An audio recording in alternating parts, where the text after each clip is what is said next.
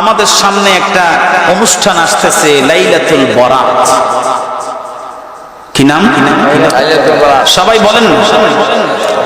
লাইলুন মানে হলো রাত্র, আর বরাত মানে হলো ভাগ্য। বরাত মানে কি? ভাগ্য। লাইলুন মানে রাত্র, বরাত মানে ভাগ্য। তো মিনিংসটা কি হয়? ভাগ্য রজনী অথবা ভাগ্যের রাত। তা আমরা বলি এই লাইলাতুল বরাতে গত শবে বরাত থেকে এই শবে বরাত পর্যন্ত বান্দা যত গুনাহ করেছে সমস্ত গুনাহ আল্লাহ এই রাতে মাফ করে দেবে। এই লাইলাতুল বরাত নিসফু শাবান আমরা কোথা থেকে পেলাম একটু শুনে নেন। নবীজির সবচাইতে কনিষ্ঠ স্ত্রী আম্মা জান আয়েশা সিদ্দিকা রাদিয়াল্লাহু তাআলা আনহা, তিনি ডাক দিয়ে বলেন, ওই দিন রাহমাতুল লিল আলামিন আমার হুজরার মধ্যে ছিল। একসাথে আমরা দুইজন ঘুমাইছি। আমি হঠাৎ করে দেখলাম আমার ঘুম ভেঙেছে, কিন্তু নবীজি আমার পাশে নাই। আমার মনে চিন্তা হলো নবী হয়তো আমার উপর জুলুম করে অন্য কোন স্ত্রীর ঘরে নবীজি গিয়েছেন, কিন্তু না না, আমি ঘুরতে ঘুরতে ঘুরতে ঘুরতে বাকি 11 জনের ঘরে গেলাম, কোন ঘরেই নবীকে পাইলাম না। নবী কোথায়? আর একটু ঘুরতে ঘুরতে ঘুরতে ঘুরতে গিয়ে দেখি 14 রাত্রির পূর্ণিমার চাঁদে কে জানি একজন সুন্দর মানুষ জান্নাতুল বাকিতে ঠিক এইভাবে দুখানা হাত, বুখারী মুসলিমের বর্ণনার মধ্যে এসেছে, নবীজি এত উপরে হাত তুলেছে নবীজির 2 বগল দেশ সরাসরি দেখা গিয়েছে। একবার জবান খুলে বলা যাবে কি ইয়া রাসূলুল্লাহ?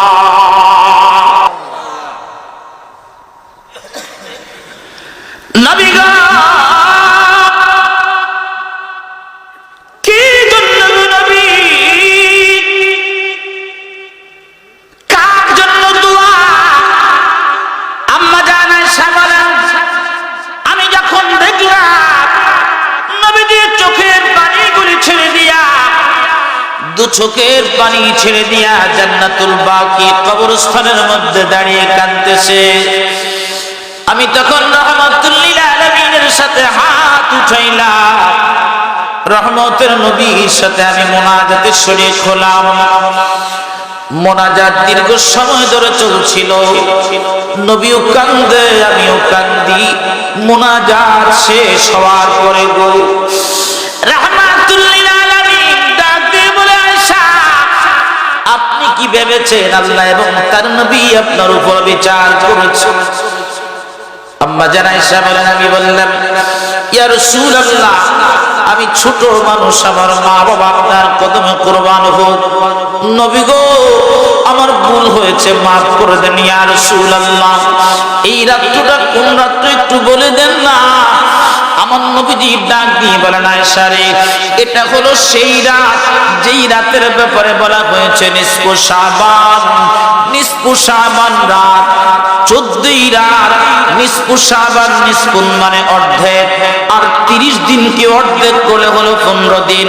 রাত্র যেহেতু আগে আসে, 14 তারিখ দিনগত রাত্রি হলো নিসফু শাবান।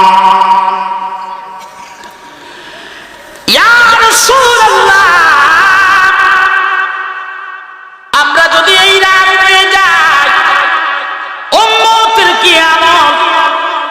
আমার নবীজি বলেন, আয়েশা রে শুনে নাও, এই রাতের ফয়েজ হলো, এই রাতের বরকত হলো, এই মদিনার সবচাইতে বড় বকরি পালন করার পুত্র হলো বনি কলব।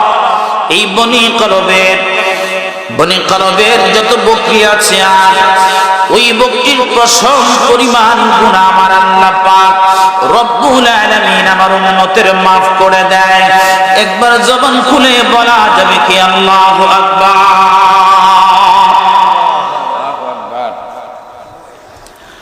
বনি কলবে যত বকরি সমস্ত বকিত প্রসাদ পরিবার গুনাহ আমার আল্লাহ পাক উম্মতের মাফ করে। শুধু তাই নয়, পরবর্তী একটা বছর শবে বরাত পর্যন্ত এই রাতে তাদের তাকদীর লেখা হয়।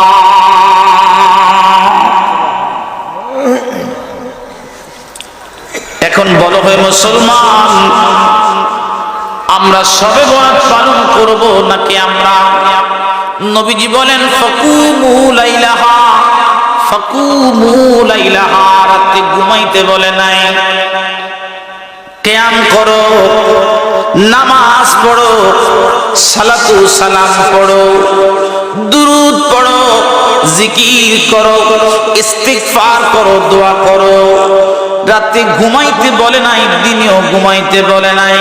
ওয়াসুমু ইয়াওমাহা, দিনের বেলা তোমরা সবাই রোজা রাখো। রাতে ইবাদত করো, জিকির করো, তাসবিহ পড়ো, দুরূদ পড়ো, নামাজ পড়ো। আর এই রাত্রিতে উম্মতের গুনাহ যেহেতু মাফ হয় বান্দারে, তোমরা আপন আপন মা বাবার কবরগুলি এই রাত্রে বেশি বেশি করে জিয়ারত করো, চোখের পানি দাও। কারণ মা বাবা কি অবস্থা তোমরা তো জানো না। হযরতে হাসান বসরি রাদিয়াল্লাহু তাআলা আনহুর জামানায় ওনার কাছে একজন মহিলা আসছে, এসে ডাক দিয়ে বলে, হুজুর আমার একটা সুন্দর ফুটফুটে মেয়ে মারা গেছে। হুজুর মেয়ের কষ্টে তো বাঁচি না, কিন্তু একটা ভয়, মেয়েটা কি জান্নাতি হলো নাকি জাহান্নামী হলো?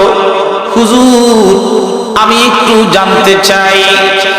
আল্লাহর ওলি হাসান বসরি ডাক দিয়ে বলেন, মারে মা আমি কিভাবে বলবো, আমি তো বলতে পারি না। তবে হ্যাঁ মা, তোমাকে একটা আয়াত শিখিয়ে দিই, একটা সূরা তুমি তেলাওয়াত করবা। এই সূরা দিয়া তুমি প্রতিদিন এশার নামাজের পরে 6 রাকাত নফল নামাজ পড়ে তুমি দোয়া করে শুইবা। ঘুমের ঘরে আল্লাহ পাক তোমাকে তোমার মেয়ের অবস্থা দেখায় দিবে। ঘুমের ঘরে যাওয়ার আগে এশার নামাজের পরে বারবার সূরা তাকাসুর দিয়া, সূরা ফাতিহার সাথে তাকাসুর মিলাইয়া, আলহাকুমুত তাকাসুর হাত্তা যুরতুমুল মাকাবির, এই সূরা দিয়ে তুমি 6 রাকাত নফল নামাজ পড়ে তুমি দোয়া করে ঘুমাইবা। আর তুমি ঘুমের মধ্যে দেখবা তোমার মেয়ে কবরের মধ্যে কি অবস্থায় আছে।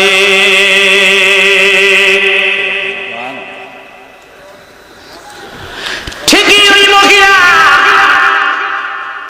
ওই মহিলা এশার নামাজের পরে 6 রাকাত নামাজ পড়ে একটু দোয়া করলে আল্লাহর দরবারে, আল্লাহ আমি দেখতে চাই আমার মেয়েটা কবরে কি অবস্থায় আছে, আমি একটু দেখতে চাই।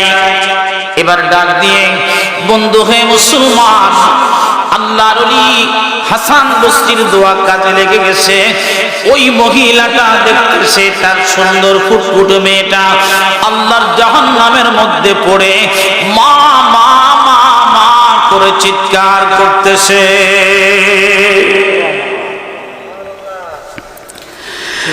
আল্লাহ জাহান্নামে পড়ে মেয়েটা কান্দে, মা। ওই মহিলা মেয়েকে জাহান্নামে দেখে ঘুম ভেঙে যায়, দৌড়াইয়া ফজরের নামাজের সাথে সাথে হুজুরের দরবারে গিয়ে ডাক দিয়ে বলে, হুজুর আমার মেয়েটাকে আমি স্বপ্নে দেখেছি মেয়েটা জাহান্নামে আসে, আমি মেয়েটার জন্য কি করতে পারি বলেন হুজুর? আমি কি করব? আমার সাদের মেয়েটা আল্লাহর জাহান্নামে পড়ে আছে, কিভাবে জাহান্নাম থেকে তাকে মুক্তি করাইতে পারি? এবার মেয়েটা কাঁদতেছে জাহান্নামে পড়ে।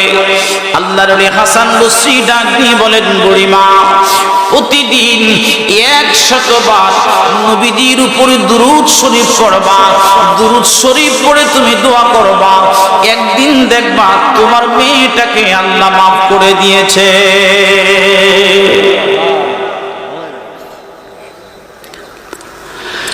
বেশ কিছুদিন পর আল্লাহর ওলি হাসান বসরি রাত্রে স্বপ্ন দেখতেছে, এত সুন্দর একটা জান্নাত, ওই জান্নাতের মধ্যে সুন্দরী ফুটফুটে একটা মেয়ে হাঁটতেছে, তার শরীরের পশমগুলি দেখা যায়, পাতলা কাপড়, সুন্দরী এত সুন্দর। ওই মহিলা কি বললেন, তুমি কে, কি তোমার পরিচয়? আল্লাহর ওলি হাসান বসরির কাছে ডাক দিয়ে বলেন, হুজুর আমি ওই ব্যক্তি যেই মেয়ের মা আপনার দরবারে আসার পরে আপনি বলেছিলেন এশার নামাজের উপরে 6 রাকাত নামাজ সূরা তাকাসুর দিয়ে পড়লে স্বপ্নে আমাকে দেখবে। সত্যি আমি জাহান্নামে ছিলাম, যেই কবরস্থানে আমি ছিলাম ওই কবরস্থানে একজন নয়, দুজন নয়, 70,000 কবরবাসী কবরের মধ্যে ছিল।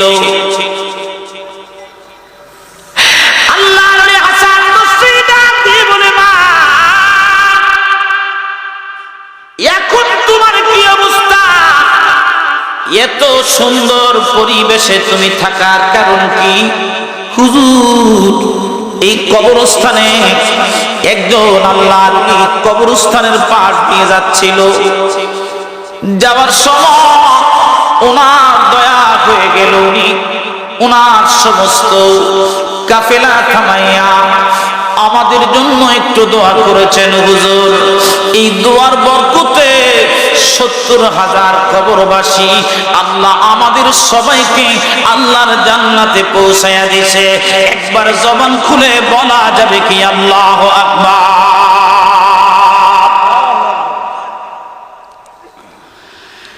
এখন দেখবেন মানে আমরা শাহজালালের মাজারে পূজা দেওয়ার জন্য যাই, শাহবারানের মাজারে আমরা পূজা দেওয়ার জন্য যাই, গাজী নাসিরউদ্দিন সিপাহসালার মাজারে আমরা পূজা দেওয়ার জন্য যাই না রে, না পূজা দেওয়ার জন্য যাই না রে। আমরা জানি আমাদের দোয়া কবুল হইতে পারে নাও পারে, এই জন্য আমরা আল্লাহর ওলির দরগাহে যাই। আল্লাহর ওলির বদৌলতে আল্লাহ যেন আমাদের তকদির পরিবর্তন করে দেয়। কথা বলো ঠিক না বেঠে?